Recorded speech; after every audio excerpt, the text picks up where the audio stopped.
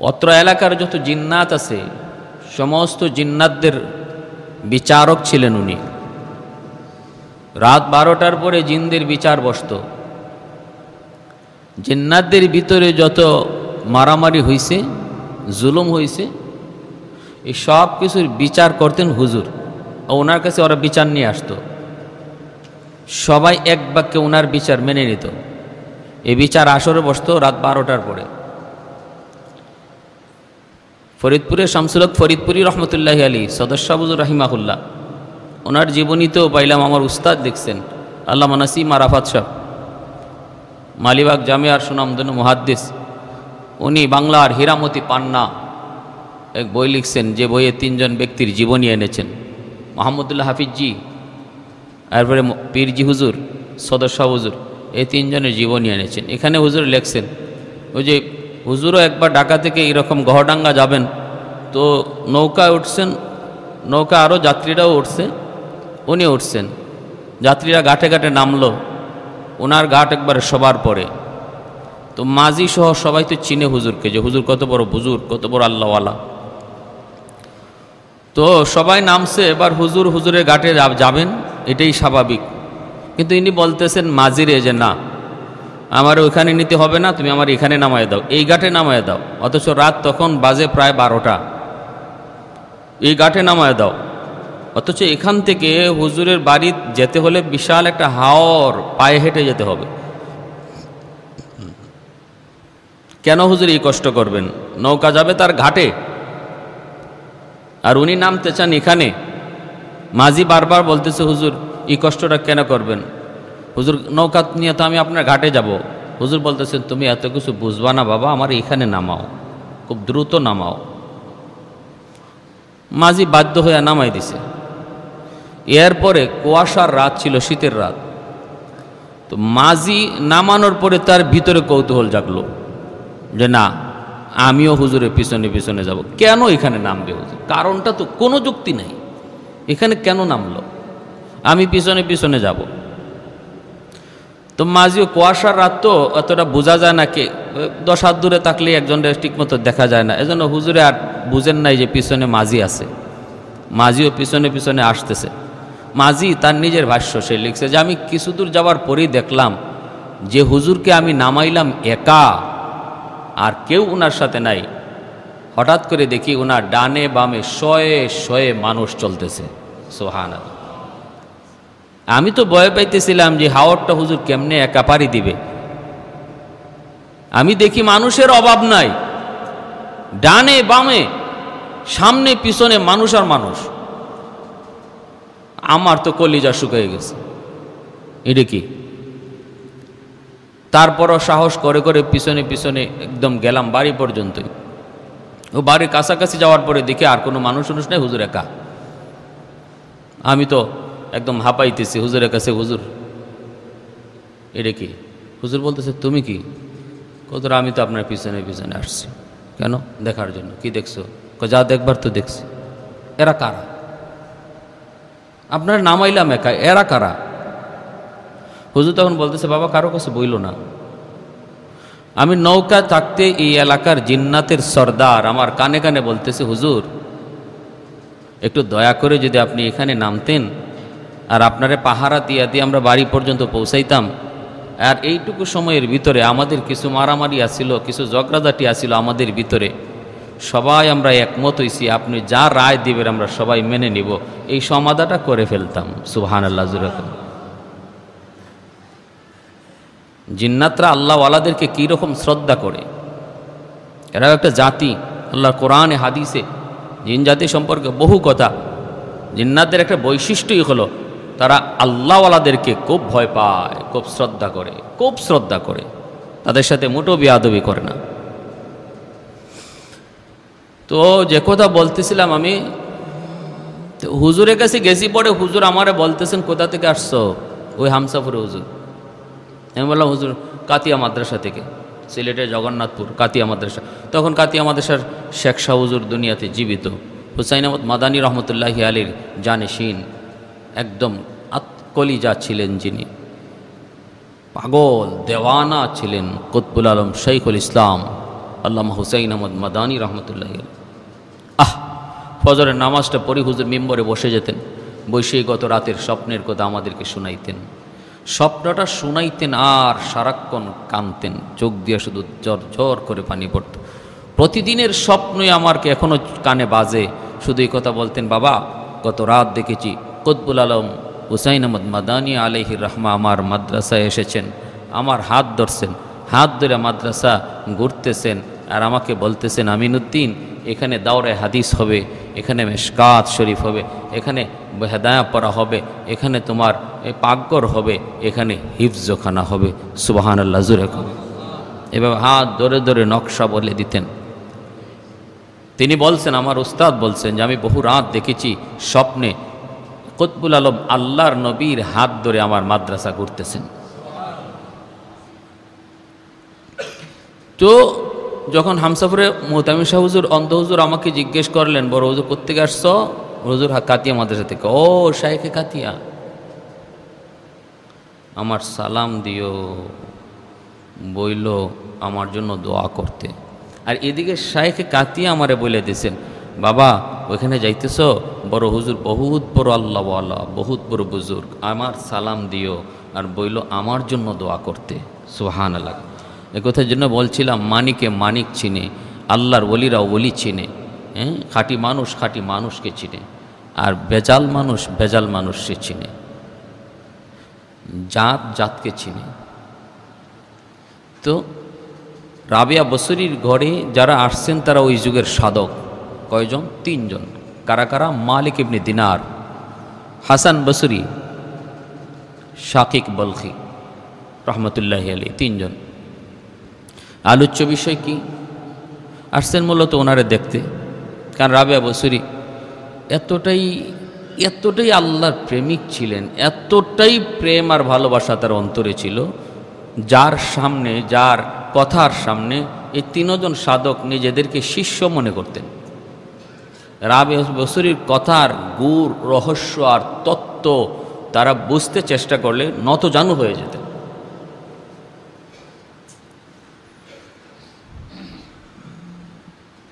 অথচ একজন মহিলা আল্লাহওয়ালা, মহিলা,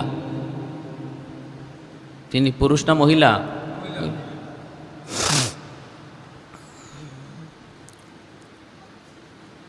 ঘরের বাদি বলতেছে পেঁয়াজ নাই, রান্না করবো কি দিয়া? উনি কয় পেঁয়াজ লাগবো না। একটু পরে দেখা যায়, কিতাবে মাত্র পরে আসলো, দেখা যায় একটা কাক একটা পেঁয়াজ ঠুটে করে এনে রাবিয়া বসরির ওই রান্নাঘরের সামনে, ওনার সামনে, এই ঘরের বোয়ার সামনেই পেঁয়াজটা ফালাই দিছে পরিচারিকা।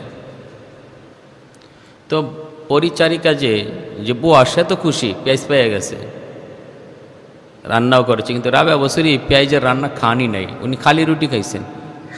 বলতেছে যে কাক পেঁয়াজ ফালাই গেল, এটা আল্লাহর তরফ থেকে আসছে, তো আপনি এটা খাইলেন না? রাবিয়া বসরি কয়, না, এরপর আমার সন্দেহ হয় পেঁয়াজটা হালাল না হারাম।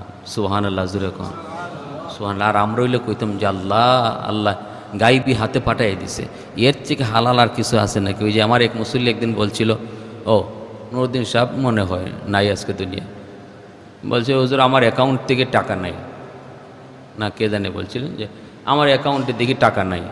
ঘটনা কি? আমি টাকা জমা দিলাম, টাকা নাই। খোঁজ নিয়ে দেখি আমার অ্যাকাউন্টে টাকা ভুলে আরেকজনের অ্যাকাউন্টে চলে গেছে। পরে ওরে ফোন দিলাম, অনেক দিন পরে খবর হয়েছে যে ওনার অ্যাকাউন্টে টাকাটা ঢুকে নেই। তো উনি ফোন দিলাম, ফোন দিবসে পরে উনি বলতেছে, ভাই এটা আপনার টাকা, আমি তো ভাবছি এটা আল্লাহ গাইবীভাবে আমার অ্যাকাউন্টে পাঠিয়ে দিছে, আমি এই টাকা পাইয়া তো হজ করে চলে আসছি। উনি এই টাকা দিয়ে হজে চলে গেছে, আইসাই তো আলহাজ নাম লাগাবে, ঠিক না? কত বড় আলহাজ। আরেকজনের এই টাকা কোত্থেকে আসলো এই খবর নাই, কিন্তু কয় এই টাকাটা দিয়ে হজ করে আসে।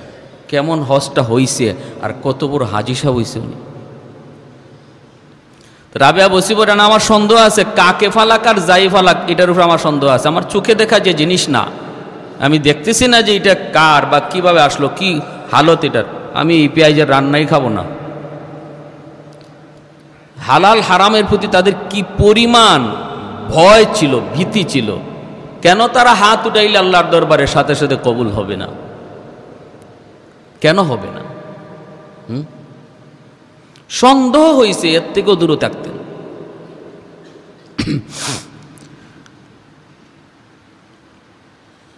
জঙ্গলের জীব জানোয়ারগুলা চতুর্দিক দিয়ে বসে গেল।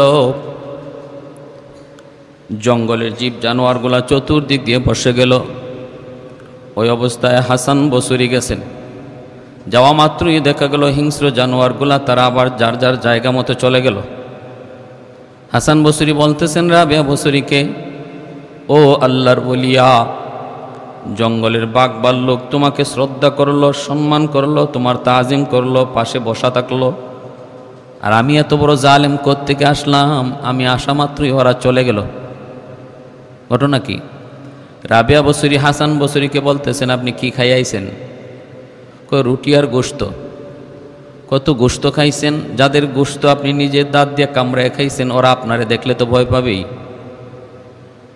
উত্তর পেয়ে গেছেন। আল্লাহর ঘর বাইতুল্লাহর দিকে উনি সফর করেছেন। রাবিয়া বসরি সফর করেছেন, যাইতেছেন আল্লাহর ঘর। আল্লাহর ঘর বাইতুল্লাহ যায় হাজির, ডাক দিয়া বলতেছেন, মালিক আমি তো ঘর দেখতে আসি না, আমি আসছি ঘরের মালিককে দেখার জন্য। সুবহানাল্লাহ। আল্লাহ পাক রব্বুল আলামিন কই, রাবিয়া অন্তর ইলহাম করে দিলেন, তুমি কি দুনিয়াটা ধ্বংস করে দিতে চাও? তোমার কোনো আবদারে দুনিয়ার যদি ক্ষতি হয়, দায় ভার কিন্তু তোমার উপরে জয় পড়বে। মুসা আমি আল্লাহর কাছে আমাকে দেখতে চেয়েছিল, কি হয়েছে তুমি কি তা জানো না? মুসা বলেছিল, মালিক তোমার এক নজর দেখবো। আমি বলেছিলাম লান্তারানি লান্তারানি লান্তারানি, আমি আল্লাহকে দেখা যায় না। দুনিয়াতে কোনো মানুষের চোখে আমি এতটুকু পাওয়ার দেই নাই যেই পাওয়ারে আমি আল্লাহকে দেখে সইতে পারে। মুসা তারপরও বলছিল, না গো মালিক, এরপরও দেখতে মন চায়। আল্লাহ পাক রব্বুল আলামিন জিব্রাইল আমিনকে বলেছিলেন, জিব্রাইল আমার মুসা বারবার শুধু আমি আল্লাহকে দেখতে চায়। যতই আমি তারে বুঝাই, বুঝ মানে না। যাও তোর পাহাড়ের যত প্রাণীরা আছে ওদেরকে সরে যেতে বলো। জিব্রাইল আমিন তোর পাহাড়টা খালি করে দিলেন। সাপের কাতারে সাপ, বিড়ালের কাতারে বিড়াল, সিংহের কাতারে সিংহ, পিঁপড়ার কাতারে পিঁপড়া, তোর পাহাড়টা খালি করে দিচ্ছে। স্পেশাল ফেরেশতার বাহিনী আল্লাহ পাঠায় দিছে। মুসা নবীর নিয়ে জিব্রাইল হাজির হয়েছে। মুসা নবী দেখতেছে, সব লাইন ধরে যায়। কিরে তোরা কই যাও? প্রাণীদের জবান খুলে গেল।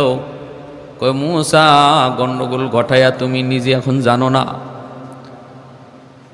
জিব্রাইল আমিন কয়, নবী গো, এমন এক আবদার করে বসছেন, এখন এরপরে কি হবে আমি জিব্রাইল নিজেও জানি না। শুধু এতটুকু জানি আল্লাহ বলেছেন এতটুকু এরিয়াকে আমি একোয়ার করে নেই, যেই এরিয়াটার ভিতরে আমার আল্লাহর নূরের তাজাল্লি পড়বে। সুবহানাল্লাহ, জোরে কোন। এতটুকু এরিয়ার ভিতর থেকে সব প্রাণীকুল সরায় যেন আমি একোয়ার করে নেই। মুসা নবী এবার দৃশ্য দেখে ভয় পেয়ে গেলেন। স্পেশাল ফেরেশতার বাহিনী দেখতেছেন, পশু পাখিগুলাকে চলে যাইতে দেখতেছেন। মুসা ভয় পেয়ে বলতেছেন, জিব্রাইল এত বড় ঘটনা ঘটবে আমি বুঝতে পারি নাই রে জিব্রাইল, আমি আমার দাবি উড্ড করলাম। জিব্রাইল কয়, নবী গো, আর সুযোগ নাই, যা সিদ্ধান্ত হওয়ার হয়ে গেছে, এখন শুধু অপেক্ষা করার টাইম। সুবহানাল্লাহ, জোরে কোন। এখন শুধু দেখার টাইম, অপেক্ষা করার টাইম, উড্ড করার আর টাইম নাই।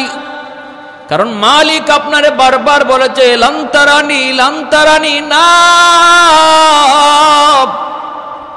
আমি আল্লাহকে দুনিয়াতে দেখা যায় না, জান্নাতে আমাকে দেখার মতো চোখ তোমাকে দিব। সুবহানাল্লাহ। জান্নাতে আমি আল্লাহ তোমাদেরকে চোখের মধ্যে এমন পাওয়ার দিয়া দিব যেই পাওয়ারে আমাকে দেখে সইতে পারবা।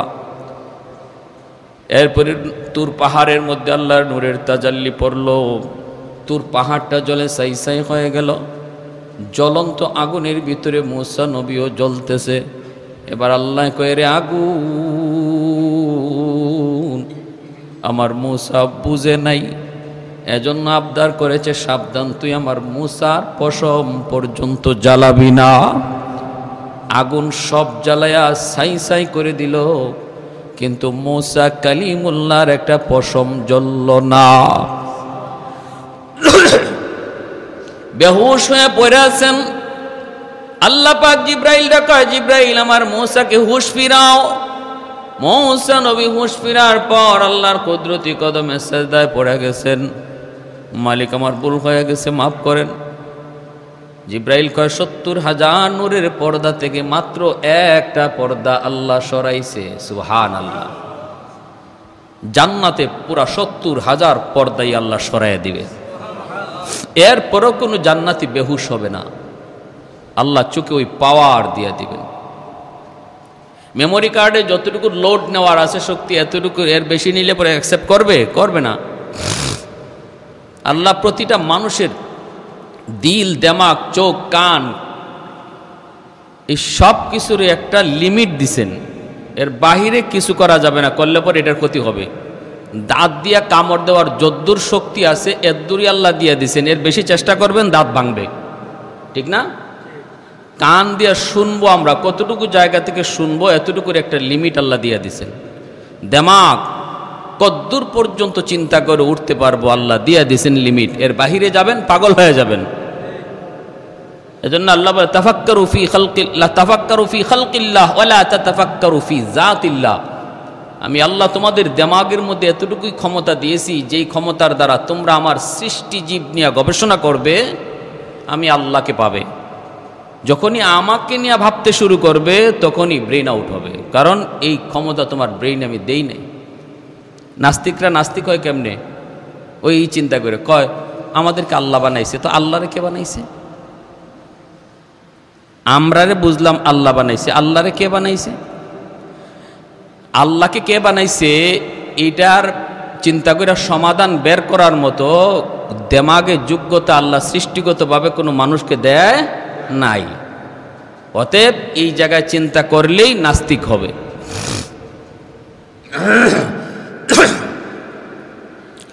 ফুরাত নদীর কিনারার মধ্যে বসে আছেন রাবেয়া বসরি, হাসান বসরি। ফুরাত নদীর কিনারায় তারা দুজন যায় আল্লাহর ইশকের কথা, আল্লাহর ভালোবাসার কথা তারা বলতেছেন।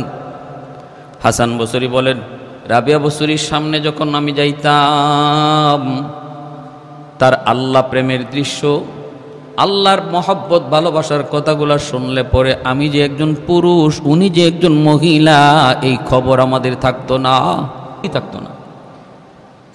হাসান বসরি বলেন, পানির উপরে যায় নামাজ বিছায় আমি বলতেছি রাবেয়া চলো পানিতে একটু নামাজ পড়ে নেই। রাবেয়া বসরি তখন বাতাসের উপরে যায় নামাজ বিছায় বলতেছেন চলো বাতাসে নামাজ পড়ে নেই। এবার হাসান বসরি অবাক হয়ে গেলেন, নিজের ছোট মনে করলেন। রাবেয়া বসরি বলেন, হাসান বসরি কেউ আল্লাহর বলি, পানিতে যায় নামাজ বিছায় নামাজ পড়া আর বাতাসে যায় নামাজ বিছায় নামাজ পড়া কোনো ক্রেডিট নয়, এটা বাহাদুরি নয়, এটা অলি হওয়ার সার্টিফিকেট নয়। কারণ পানিতে এমন মাছেও পারে, বাতাসে এমন মাছিও পারে।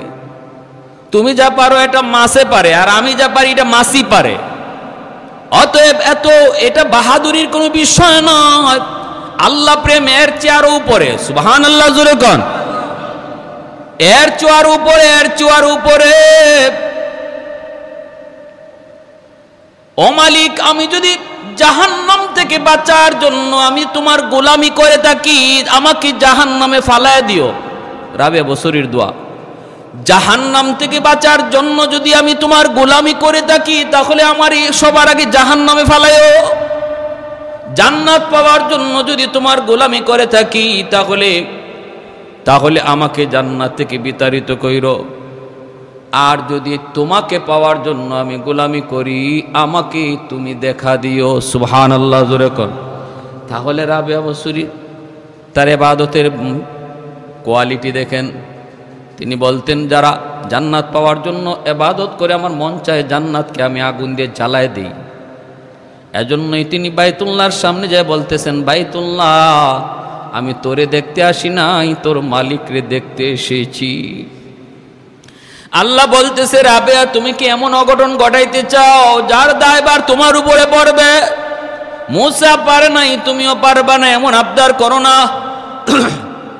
রাবেয়া বসরি চলে গেলেন। পরের বছর তিনি আসবেন আবার বাইতুল্লাহ। আল্লাহ পাক বাইতুল্লাহকে আদেশ দিয়ে দিলেন, বাইতুল্লাহ তুমি আমার একজন পাগল আসতেছে, তার সংবর্ধনার জন্য তুমি বাইতুল্লাহ আগায় যাও। এই বৎসর হজে আসছেন ইব্রাহিম বিন আদহামও, বলকের বাদশাহ, আজকের আফগানিস্তান যার নাম। তখনকার সময় আফগানিস্তানের রাজধানী ছিল বলক, বর্তমানে কাবুল, একসময় ছিল গজনবী। আফগানিস্তানের রাজধানী বিভিন্ন সময় বিভিন্ন শহরে গেছে। ইব্রাহিম বিন আদহামও তিনি 17 বছর লাগাইয়া তিনি হজে গেছেন ওই বৎসর। কিভাবে? ওই 2 কদম 3 কদম 10 কদম আগান, 2 রাকাত নামাজ পড়েন, অবস্থান করেন। 10 কদম 5 কদম আগান, নির্ধারিত কয়েকটা কদম দেওয়ার পরই 2 রাকাত নামাজ পড়েন, 2 রাকাত নামাজ। এইভাবে সফর করে 17 বছরে ইব্রাহিম বিন আদহাম বাইতুল্লাহ যাইয়া পড়ছেন। সুবহানাল্লাহ, জোরে কর। যাইয়া দেখেন বাইতুল্লাহ তার জায়গায় নাই, বাইতুল্লাহ তার জায়গাতে নাই। আল্লাহ ওলিরা তারা তো অন্তর্চক্ষু খোলা তাকায়, তারা মূল জিনিসটা দেখতে পেতেন, রূহ দেখতে পেতেন। এই হলো আমাদের বডি, বডিটা মূলত আমি নাসির নই, মূল ব্যক্তিটা হলো তার রূহ। এজন্য রূহটা চলে যাওয়ার পর দেহের নাম হয়ে যায় লাশ। রূহটা চলে যাওয়ার পর আমরা ব্যক্তিটার, মানুষটা এখানে পড়ে আছে, তার বডি পড়ে আছে, তার হাত আছে, তার চোখ আছে, সব কিছু আছে, কিন্তু কেউ নাম ধরে ডাক দেয় না, লাশ কয়। নাম বোঝা গেল রূহটার নাম, রূহটা চলে গেছে আর নাম নাই, বডিটা লাশ হয়ে গেছে। তো প্রত্যেক জিনিসেরই এমন রূহ আছে, বাইতুল্লাহরও রূহ আছে। ইব্রাহিম বিন আদহাম যায় দেখেন বাইতুল্লাহর কায়াটা পড়ে আছে, রূহ নাই।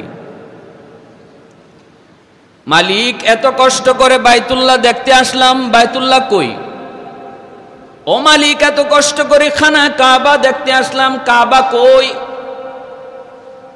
আল্লাহ পাক রব্বুল আলামিন বলতেছে, তালাশ করো। কই মালিক তালাশ তো করতেছি, দেখি না, নাকি আছে আমার চোখে সমস্যা? আল্লাহ বলতেছেন, না ইব্রাহিম, চোখে তোমার সমস্যা নাই। প্রত্যেক ওলি আল্লাহর সাথে আল্লাহর কথা হয়েছে ইলহামের মাধ্যমে, অন্তরে ইলহাম করার মাধ্যমে, জিব্রাইল মারফত নয়। জিব্রাইল শুধু আসেন নবীদের কাছে, ওলিদের কাছে আল্লাহর কথা অন্তরে পৌঁছে দেওয়া হয়, অন্তরের মধ্যে পৌঁছে দেওয়া হয়। বলতেছেন না না, চোখে কোনো সমস্যা হয় নাই, বরং তুমি ঠিকই বলতেছো, বাইতুল্লাহ তার জায়গায় নাই। কারণ আমার একজন ওলি মহিলা, একজন পাগল, সে আসতেছে আমি আল্লাহর ঘর দেখার জন্য, আমাকে দেখার জন্য। তার সম্মানে বাইতুল্লাহরে আমি আল্লাহ পাঠাইয়া দিছি আগায়া আনার জন্য। সুবহানাল্লাহ। ইব্রাহিম বিন আদহাম সেজদায় পড়ে বলতেছেন, মালিক তিনি কত বড় ওলি, তিনি কত বড় আশিক তোমার। খালি হামাগুড়ি দিয়ে তিনি উঠছেন, আল্লাহর ঘর দেখে সেজদায় পড়ছিলেন, মাথাটা উঠাইছেন, উঠে দেখেন বাইতুল্লাহ হাজির, আল্লাহর ওলি রাবেয়া বসরিও হাজির। ইব্রাহিম বিন আদহাম যায় বলতেছে, গো আল্লাহর ওলিয়া, আপনি কত বড় বুজুর্গ, আপনি ইতিহাস সৃষ্টি করলেন, দৃষ্টান্ত স্থাপন করলেন। কারণ খানায় কাবা শুরু থেকে আজ পর্যন্ত কারো সম্মানে জায়গা থেকে যায় না, আজকে মালিক আপনার সম্মানে খানায় কাবারে পাঠায় দিছে। আপনি অনন্য, আপনি বেনজির, আপনি বেমিসাল। এবার রাবেয়া বসরি বলে, আমি অনন্য নই, আমি বেনজির নই, আল্লাহর ঘরে এসেছি, আমি তো কষ্ট স্যার আল্লাহর ঘরে এসেছি। বেনজির বেমিসাল তো হলো সে যে 17 বছর লাগাইয়া আল্লাহর ঘর দেখতে আইছে। সুবহানাল্লাহ। অথচ ইব্রাহিম বিন আদহাম কতদিন লাগাইয়া তিনি আইছেন, রাবেয়া বসরিকে বলেন নাই, শোনান নাই। আল্লাহ জানায় দিছেন, একে একজন আরেকজনকে চিনে। মানিকে মানিক চিনে, ওলি ওলিকে চিনে, আল্লাহওয়ালা আল্লাহওয়ালাকে চিনে। ভাইরা বন্ধুরা, জন্য বলতেছিলাম, এত বড় বুজুর্গ, এত বড় আল্লাহওয়ালা রাবেয়া বসরি, উনার ঘরে তিনজন আল্লাহর ওলি, জগৎ বিখ্যাত আল্লাহর ওলি জমা হয়েছেন। তাদের আজকের আলোচ্য বিষয় হলো খাঁটি প্রেমিক কে, আল্লাহর খাঁটি প্রেমিক কে, খাঁটি প্রেমিকের আলামত কি। এই কথা বলতে হাসান বসরি বলেন, আমি তো মনে করি আল্লাহ পাকের পক্ষ থেকে যখন কষ্ট দেওয়া হয়, যে সবর করে, আল্লাহ পাকের কষ্ট থেকে যার উপরে পরীক্ষা আসে, সে হলো আল্লাহর ওলি। ওয়ালানাবলুওয়ান্নাকুম বিশাইইন মিনাল খাউফি ওয়াল জুউ ওয়া নাকসিম মিনাল আমওয়ালি ওয়াল আনফুসি ওয়াস সামারাত ওয়া বাশশিরিস সাবিরিন। আল্লাহ নিজে বলতেছেন, যে যত বড় ওলি হবে তার উপরে আল্লাহর পরীক্ষা তত বেশি হবে। যে আল্লাহর পাগল যত বেশি হবে তার উপরে দুনিয়াবি পরীক্ষা তত বেশি হবে। একটার পর আরেকটা মুসিবত আসবে, বিপদ আসবে, সবর করবে আর আল্লাহ তার মাকাম মর্যাদা জান্নাতে বাড়াইতে থাকবে।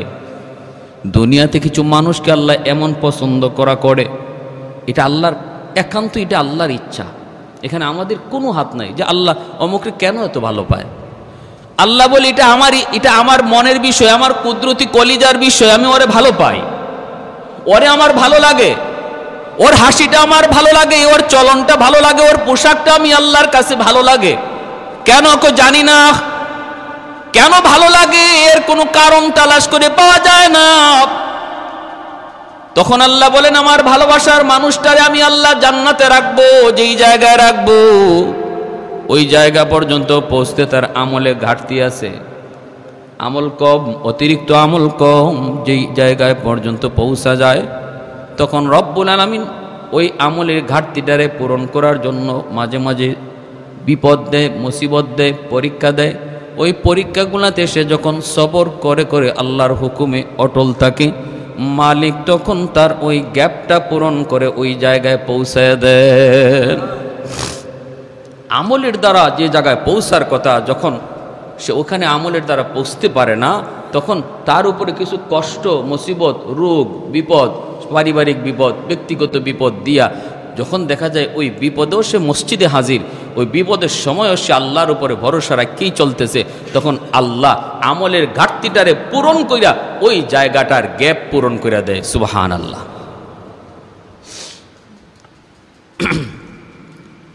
এইবার মালিক ইবনে দিনার বলে, আমি তো মনে করি শুধুমাত্র বিপদ আসলেই নয়, বিপদ আসার পর যে সবর করবে, মেনে নিবে, খুশি মনে মেনে নিবে, সে হলো আল্লাহর সত্যিকারের প্রেমিক।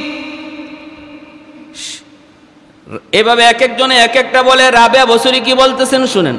রাবেয়া বসরি বলেন, আমি মনে করি সেই হলো সত্যিকারের প্রেমিক, যার উপরে আল্লাহ বিপদ দেয়, মুসিবত দেয়, কষ্ট দেয়, এরপরে সে হাসি মুখে মাইনা নেয়, সবর করে। শুধু তাই নয়, বরং আল্লাহ পাকের দিদার দেখা মাত্রই সে সকল কষ্টকে হাসি মুখে আনন্দে গ্রহণ করে নেয়। যেমন ভাবে ইউসুফ আলাইহিস সালামকে দেখা মাত্র মিশরের নারীরা তাদের হাত কাটছিল, ওই হাত কাটার ব্যথা, রক্ত আর যন্ত্রণা ইউসুফ নবীকে দেখা মাত্রই যেমন তারা ভুলে গেল, তাদের চোখ দিয়ে পানি আসার কথা, কিন্তু ইউসুফ নবীকে দেখা মাত্রই আনন্দের হাসি হাসলো। কয় এই মানুষ যে আল্লাহর দেওয়া কষ্টকে আল্লাহ দেখা মাত্রই হাসি মুখে তার চেহারার কষ্টকে বিলীন করে দেয়, সেই হলো সত্যিকারের আশিক। তাদের আলোচনার আলোচ্য বিষয় কি, আর আমাদের এক জায়গায় বসলে আলোচ্য বিষয় কি হয়, আমাদের আলোচ্য বিষয় কি হয় আর কি হওয়া উচিত ছিল। আল্লাহু আকবার। ভাইরা আমার, ওয়াল্লাযীনা আমানু আশাদ্দু হুব্বান লিল্লাহ। এজন্য আল্লাহ বলে, ঈমানওয়ালারা যদি বলো আমি ঈমানদার, তাহলে তোমার অন্তরে সবচেয়ে বেশি ভালোবাসা থাকবে কার? আল্লাহর সবচেয়ে বেশি ভালোবাসা। তোমার সামনে দুনিয়া আসবে, কখনো তোমার সামনে আখেরাত আসবে। দুনিয়ার আখেরাতে যখন টক্কর বাজবে, তখন আল্লাহর ভালোবাসা অন্তরে বেশি থাকলে আখেরাতকে প্রাধান্য দিবা। দোকানে কাস্টমার চলে আসছে, অথচ আজান শোনা গেছে। একদিকে শয়তান তোমার দোকানে কাস্টমার পাঠিয়ে দিয়েছে জামাত তরক করানোর জন্য। এবার তোমার সামনে পরীক্ষা, মহব্বত কার বেশি, মালের বেশি না মসজিদের বেশি? যার অন্তরে আল্লাহর ভালোবাসা বেশি সে বলবে আমার দোকানদারি এখন অফ, সে বলবে আমার এখন ব্যবসা করা অফ, লাভ নেওয়া বন্ধ, আমার আল্লাহ আমাকে ডাকতেছেন, তার ঘরে আমি মসজিদে যাই। সে প্রমাণ করলো, মুখে শুধু নয় কাজেও প্রমাণ করলো, মালিক আমার অন্তরে তোমার ভালোবাসা সবচেয়ে বেশি। এটা একটা উদাহরণ, এমন যতগুলি কাজ, যতগুলি বিষয় আমাদের সামনে আসবে। মুখে বলতেছি, এটা আসল বলা নয়, কাজে প্রমাণ করে দেখাবো, এটা হলো দিলের বলা। আমি যদি কাজে প্রমাণ করে দেখাইতে পারি, ঠিক কিনা? হ্যাঁ, কাজে প্রমাণ করে দেখাইতে হবে। মালিক ইবনে দিনার আর শাকিক বলকি রহমতুল্লাহি আলাইহি ওনারা কেমন বুজুর্গ ছিলেন, আর হাসান বসরি যে আসছেন উনি কেমন, এই তিনজনের কথা ইনশাল্লাহ আগামী জুম্মায় বলবো। যে এই জগৎ বিখ্যাত তিনজন বুজুর্গ হাসান বসরি, মালিক ইবনে দিনার, শাকিক বলকি, এরা কেমন স্তরের বুজুর্গ ছিলেন। আসছেন কার কাছে? রাবেয়া বসরির ভাঙ্গা করে, রাবেয়া বসরির ভাঙ্গা করে। আলোচ্য বিষয় সত্যিকারের আশিক কে, ইনশাআল্লাহ শুনবো। আল্লাহ নবী বলেন, মান আহাব্বা লিল্লাহ ওয়া আবগাদা লিল্লাহ ওয়া আ'তা লিল্লাহ ওয়া মানা লিল্লাহ ফাকাদ ইসতাকমালাল ঈমান। যে আল্লাহকে বেশি ভালোবাসবে, আল্লাহর জন্যই ভালোবাসবে, আর আল্লাহর জন্যই কাউকে খারাপ জানবে, আল্লাহর পাওয়ার জন্য দান করবে, আর আল্লাহর জন্যই কাউকে দান করা থেকে বিরত থাকবে। চারটা কাজ। মহব্বত করবে কার জন্য? দুনিয়ার জন্য না। এর আমি ভালোবাসি, এর সাথে ভালোবাসা রাখলে হে আমার ব্যবসার লাইন ধরায় দিবে, না, এজন্য না। তার সাথে আমি চলি এজন্য যে তার সাথে চললে একটু পাওয়ার দেখানো যাবে, কারণ সে এমপির পোলা, এ চেয়ারম্যানের পোলা, এর সাথে চললে আমার এই লাভ, এই ধরনের ভালোবাসার কথা না। ভালোবাসি কি জন্য? তার সাথে চললে, তারও ভালোবাসলে আমার নামাজের প্রতি আগ্রহ বাড়ে, তারে ভালোবাসলে আমি দেখছি আল্লাহওয়ালাদের প্রতি আমার মহব্বত বাড়ে, উলামায়ে কেরামের প্রতি শ্রদ্ধা ভক্তি বাড়ে, এজন্য আমি তার সাথে চলি, তারে মহব্বত করি। এই হলো 1 নম্বর গুণ। দ্বিতীয় হলো, একজনে খারাপ জানে, তার সাথে চলে না। মুসলমান সালাম কালাম বন্ধ করা যাবে না, কিন্তু তার সাথে চলা, সঙ্গ দেয়া, এটা ভিন্ন বিষয়। এখানে বুঝার বিষয় আছে। এখানে আমাকে অবশ্যই মাপতে হবে কার সাথে আমি চলবো।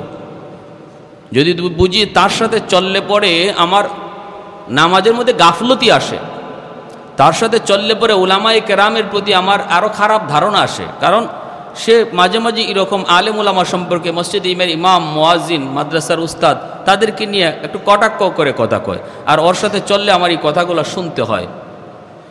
এজন্য আমি ওর সাথে চলা বন্ধ করে দিলাম। এই বন্ধ করাতে আল্লাহ খুশি। এটা নবী বলতেছেন, আমান আবগাদা লিল্লাহ, আমি তাকে ভালো পাই না দ্বীনের খাতিরে, আল্লাহর জন্য, আর কোনো খাতিরে নয়। তার সাথে চলি না এজন্য নয় যে এর সাথে চললে আমার দুনিয়ার কোনো ফায়দা হচ্ছে না, এর সাথে চললে আমার 2 টাকা আয় হচ্ছে না, এজন্য ওর সাথে চলা বাদ দিই নাই। বাদ দিছি তার সাথে চললে পরে আবার দ্বীনের ক্ষতি হয়। ও আ'তা লিল্লাহ, দান করে সেটাও আল্লাহর জন্য, কাউরে দিছে। দেখেন, আমি আগেও বলেছি, আরও কোন জুম্মায় যেন বলেছি, বাসায় যে আমরা খরচ করি, এই যে বাজার করি, বাজার থেকে সন্তানের জন্য, বিবি বাচ্চার জন্য, এই খরচটাও নিয়ত করার সময় অন্তরে নিয়ত রাখবো খরচ করতে যে আল্লাহর জন্য করতেছি, তাহলে আমার এই খরচটাও দানের খাতায় লেখা হবে, আল্লাহর রাস্তায় দানের খাতায় লেখা হবে। আমার ঘরের সাংসারিক খরচ শুধু দিলের ভিতরে নিয়তটা রাখা। ওয়া আ'তা লিল্লাহ, তুমি যত যা খরচ করো নিয়ত করো আল্লাহ তোমার জন্য। ওয়া মানা লিল্লাহ, আমি কাউকে দেই নাই, কোথাও আমি টাকা পয়সা দেই নাই, সেটাও আল্লাহর জন্য। আমি জানি এখানে টাকাটা দিলে গুনাহ হবে, গুনার আয়োজন হবে, খেলাধুলার আয়োজন হবে, এখানে মহিলা আসবে, নর্তকী আসবে, গান গাওয়াবে, এজন্য দেই নাই। এই না দেওয়াটাও কার জন্য? আল্লাহর জন্য। আমি জানি এখানে না দেওয়াতে সমাজ আমাকে খারাপ জানবে, পোলাপানগুলো আমার সাথে কথা বলবে না, কোনোদিন বিয়াদবিও করতে পারে, কিন্তু তারপরও আমি দেব না, শুধু আল্লাহর ভালোবাসায়। কারণ সমাজের চেয়ে আমি আমার আল্লাহকে বেশি ভালোবাসি, রাষ্ট্রের চেয়েও আমি আমার আল্লাহকে বেশি ভালোবাসি, এই খাতিরে আমি দেই নেই। এই 4টা গুণ যার থাকবে, আল্লাহর নবী বলতেছেন, আমি গ্যারান্টি দিলাম সে পাক্কা মুমিন, ইমানদার। ফাকাদ ইসতাকমালাল ঈমান, ফাকাদ ইস্তাকমালাল ঈমান, কদ শব্দ আইনা নিশ্চিত করেছেন আল্লাহ নবী, নিশ্চিত সে পাক্কা ঈমানদার। এজন্য ভাইয়েরা আমার, খাঁটি আল্লাহওয়ালা চিনতে হবে, খাঁটি বুজুর্গ চিনতে হবে। আর পীর দাবি করাটাই এত সহজ কথা নয়, বুজুর্গ দাবি করাই এত সহজ কথা নয়। আমাদের সমাজে তো এখন অলি গলিতে পীর পাওয়া যায়, অলি গলিতে চিপায় চাপায় পীর পাওয়া যায়। কে নাকি খেলাফতি দিয়ে দিছে, ওখানে যায়, ও এক জঙ্গল থেকে খেলাফতি দিয়ে দিছে, ওই চিপার থেকে এই চিপায় খেলাফতি চলে আসছে। হেও আবার বৃহস্পতিবারে কিছু লোক নিয়ে মজমা বসে, সেও আবার মুরিদ বানায়। হেও আবার কি বানায়? মুরিদ বানায়। পানিবাত হয়ে গেছে, সস্তা। হ্যাঁ, কি ছিল আল্লাহওয়ালাদের জিন্দিগি, আর এটারে আমরা কই নিয়ে যাইতেছি। আল্লাহ তুমি সহি বুঝদান করো, বলি আমিন। সারা জীবন এমনও জানি আমি, আমার চোখের সামনে গিটার বাজাইছে, গান বাজাইছে, কলেজে পড়ছে, মাদ্রাসা বারান্দায়ও যায় নাই, হে নাকি খেলাপতি পাইছে। কে নাকি তারে খেলাপতি দিছে? এখন মুখে নাই দাড়ি, ফিসাব দুদিন পরে আপনাদেরকে মুরিদ করবে, দাওয়াত দিবে, সাপ্তাহিক জলসা করবে, ধ্বংস করে ফেলতেছে, নষ্ট, গোটা সমাজ নষ্ট। এরা ইমানের ডাকাত। সাবধান। আমল কম করি, কিন্তু আকীদা, বিশ্বাস, চিন্তা চেতনা, ধারণা সহি করি। ইতিহাস জানেন খাঁটি আল্লাহওয়ালাদের, তারা কি পাওয়ার নিয়ে, কি ধরনের আল্লাহর মহব্বত নিয়ে তারা চলতো, আর আমরা এটারে কই নিয়ে যাচ্ছি। আল্লাহ আমাদেরকে সহি বুঝদান করুন। যারা সুন্নত পড়ি নাই 4 রাকাত কাবলাল জুমা পড়ুন।